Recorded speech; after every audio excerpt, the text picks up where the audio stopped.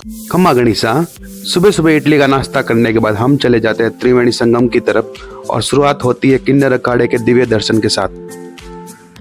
Road पर लोगों का बहुत हजूम था और ज्यादातर लोग किन्नर अखाड़े से आशीर्वाद ले रहे थे।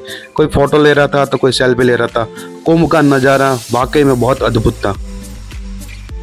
तो हम भी दर्शन करने के बाद और तो आशीर्वाद लेने के बाद हम चले जाते हैं धीरे धीरे त्रिवेणी संगम की घाट की तरफ। रास्ते में काफी भीड़ थी। आज मकर संक्रांति थी और आज कुंभ का पहला शाही स्नान, जिसे अमृत स्नान भी कहा जाता, वो था। लाखों करोड़ों की भीड़ थी। ये दुनिया का सबसे बड़ा मेला था। महिलाओं के लिए कपड़े बदलने के लिए यहाँ चेंज रूम भी बने हुए थे, काफी संख्या में बने हुए थे।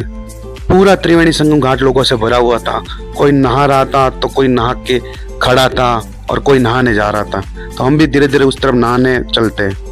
वैसे देखा जाए तो मेरे जीवन का सबसे बड़ा मेला था।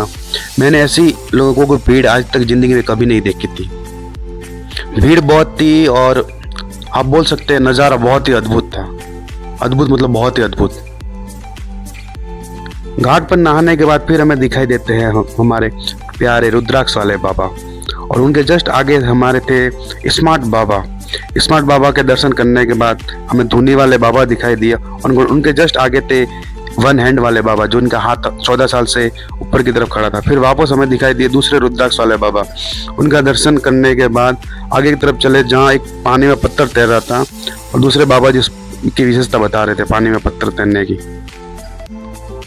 शाम हो चुकी थी और कोहरे से पूरा मेला क्षेत्र में अंधेरा ही छाया हुआ था और भैया मुस्कुराते हुए आगे की तरफ चल